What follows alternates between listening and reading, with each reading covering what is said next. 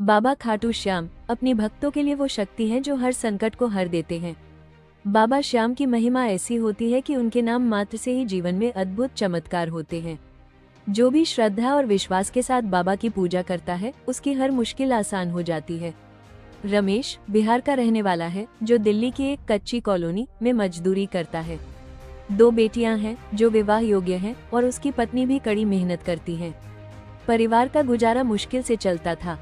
एक बार तेज बारिश के दिनों में उनका छोटा सा घर इतना टूटा फूटा था कि पानी टपक रहा था। रमेश कई दिनों से बिना काम के परेशान था। कुछ दिन पहले फोन से उसे बाबा खाटू श्याम की महानता का पता चला। तभी से वो बाबा के मंदिर जाने का मन बनाए हुए था। बाबा के दरबार में जाकर उसने पूरी श्रद्धा से प्रार्थना की, हे बाबा श्याम, तेरा नाम ही हमारे सारे दुखों का अंत है।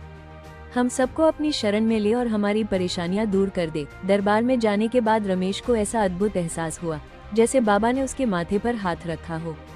फिर कुछ ही दिनों में उसका खोया हुआ भाग्य वापस आया। कुछ दिन बाद रमेश को पता चला कि गांव में उसकी जो थोड़ी सी जमीन थी, उसके पास से ही हाईवे निकल रहा था और जिसे कल तक बेकार समझा जाता था, उसकी कीमत अब लाखों में हो गई। उसे उस जमीन का मुआवजा भी मिला। तब रमेश को समझ आ गया कि जब बाबा श्याम चमत्कार करते हैं तो कहीं से भी रास्ता निकल ही जाता है। रमेश दिल्ली की उसी कॉलोनी में अब नए घर में रहने लगा है। उसकी छोटी बेटी को सरकारी नौकरी मिल गई है और अब वो खुद एक ठेकेदार है। उसकी पत्नी घर संभालती है और परिवार खुशहाल है।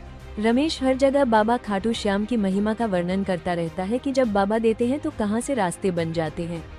आपसे विनम्र अनुरोध, ये कहानी कोई कल्पना नहीं बल्कि रमेश का अपना अनुभव है जो उन्होंने सच्चा बताया है।